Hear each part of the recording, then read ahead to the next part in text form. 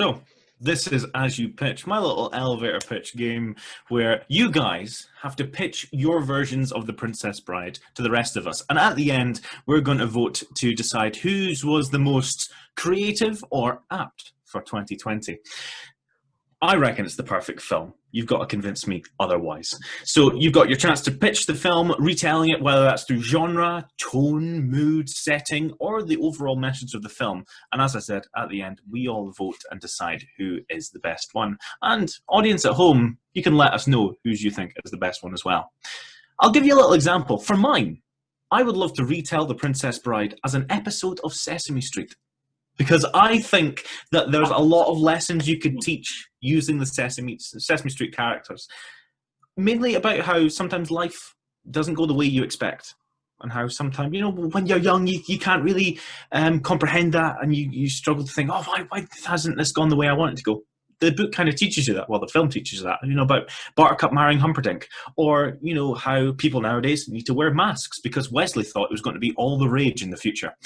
And finally, learning about how Vizzini and Count Rugen are quite cruel and mean to their friends. And you shouldn't be cruel and mean to those around you. But mainly, I want it to be a Sesame Street adaptation because I want to see Fezzik played by Big Bird.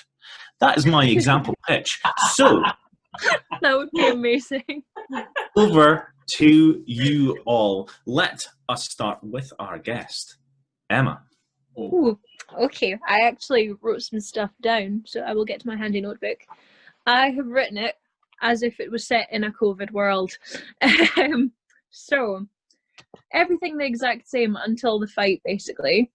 Inigo's afraid to fight because he's scared to risk the virus, which is why he steps down graciously and then moves on. When Fezzik tries to fight, he is confused as Vizzini furloughed him, so why would he want to do what he was told? He's not needing to do it. Instead of the poison for that scene with the two glasses, they need to figure out which container has hand sanitizer inside of it. Vizzini picks wrong and gets COVID. Buttercup didn't socially distance while she was being kidnapped. How selfish. So she must return to the castle to self-isolate until her and Wesley can reunite and run away to Tesco to buy some toilet roll. That's it. That is brilliant. Well done. Thank you very much, Emma. I'm loving that already. Let's see if our next contestant can one up or fall flat in their next pitch. Greg, would you like to pitch your version of The Princess Bride? All right, strap in. I might have gone off a couple of deep ends for this one. So when we think The Princess Bride, we think lots of things, apparently, but not that. We think gentle, careful deconstruction of a famous genre. So I'm going to go with superhero films, for instance. They've become the sort of new early 2000s pop punk mythology. So we're going to take a love story, and we're going to have a masked main character who's got some amazing dialogue and is kind of self-aware on a weird metatextual level where he's sort of aware that he's in a film, and then he's going to have to wear a mask to conceal his identity.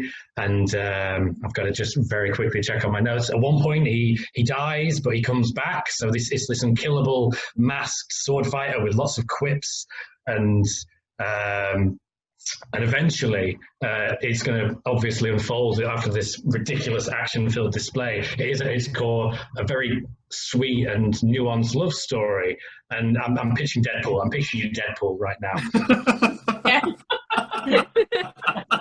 Because this is, I'm hoping you haven't heard Deadpool while we've been in this elevator. I just started noticing a bunch of stuff as I was watching it through, and I'm like, this is Deadpool. And if you like Deadpool and you like the princesses, I can see Deadpool like doing his own version of this on like his phone. The end. So Ryan Reynolds, if you're watching, yes, contact us. I can see Ryan Reynolds with a little like caterpillar moustache, like. I think so can He already kind of did it as well. Remember, he did the promo for was it Deadpool 2? He did the promo, with Fred Savage. He did the PG. That was amazing. So they're in. Make it happen. So Greg pitches The Princess Bride, but as a Deadpool remake. That's quite a twist. I wonder if our host can one-up that. Craig. I've gone a completely different direction than everybody else. I've gone for the heartstrings here, as I was saying to you earlier. So I have three ideas. I'm going to give you my main idea, but if you wish to hear the very quick other two much sadder ideas, then feel free. But I'm going to start with my main idea. So I'm subscribing to the theory with this one that the story of the princess, when the grandfather was telling Fred Savage, he actually wasn't reading the book. He was making it up as a story that has been passed down from generation to generation in their family. So my idea is a quote-unquote sequel, but not in the conventional sense. So we start with Fred Savage as an adult coming into the room to tell the new story to his daughter who is ill. Aww. Now, yes. So here's the idea. So he's going to be possibly changing the story a little bit. He's going to be adding in some kind of things. So we've got a new lens to see the story through and a new audience as well. So Fred Savage is going to gender flip the whole thing, and the story is now told with the focus more on the Buttercup character. We see her journey as she rises through the pirate ranks and becomes the Dread Pirate Roberts. She meets the Montoya character along the way. They become friends. It could be a similar situation with the sword fight. They become friends, and then they slowly fall in love as the story progresses. So Wesley's gone. I've kicked him out. He's completely gone. So, but here we go. Plot twist. So the old Dread Pirate Roberts is the one who killed Montoya's father. And this creates conflict, as old Pirate Roberts was Buttercup's mentor. So old Dread Pirate Roberts is now retired, and he is now a count, rich and happy. So my idea is that it ends with a massive battle, some kind of massive battle, and the Buttercup and Montoya character come back together again after all this conflict, and they work together to defeat old Dread Pirate Roberts. Montoya gets his revenge, and they sail off into the sunset. But here we go. Further plot twist. The Buttercup character is portrayed by the same actor as the person who plays the daughter's mother, who enters at the end, and we realise that Fred Savage has been describing how amazing his wife is the whole time. Aww. Oh, that's cute. That's good. That's One You can leave it there. You can leave it there, or you can hear the sad versions too. But it's up to you. One note: he's reading it to his daughter on a Kindle because it is 2020. Yes, that's what we need to have. What are the sadder versions, Craig? Well, there's two. That was mine. The first, I know you're going to regret this. The first one is the exact same thing, but the mother's dead.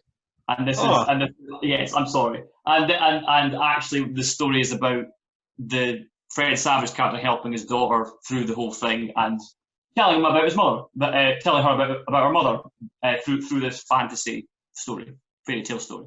The other sadder version is that, forget all of that. It's a direct sequel, and Fred Savage comes into the grandfather's deathbed and tells him the next part of the story, and then the grandfather dies again. So yeah. Wait till you read my young adult book. That was some seamless plugging there as well. Well done.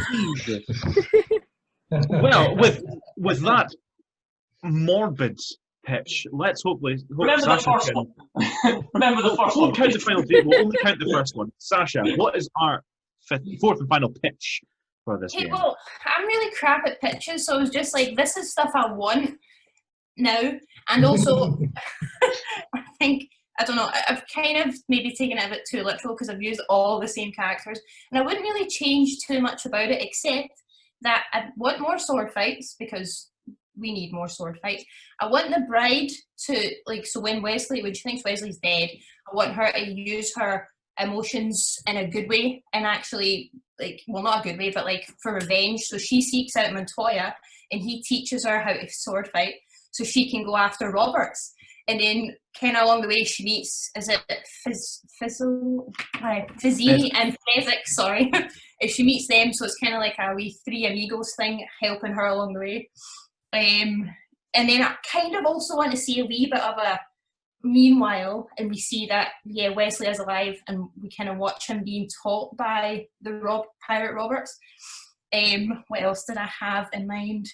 Yeah, I want the big finale to be in the fire swamp, but I want the fire swamp to be massive. So I want it like, I don't know, kind of the size of maybe like Central Park or something. So there's loads of different bits in it. And I want Miracle Max to be the creator of the large rodents. So they're kind of like almost like men rodents, and he's kind of used these wacky powers to like, they do his bidding sort of thing. I want bigger eels. I want that Count guy to use the Army of Despair to make soldiers, and they're actually after the bride at the same time, so there's kind of a few arcs going on.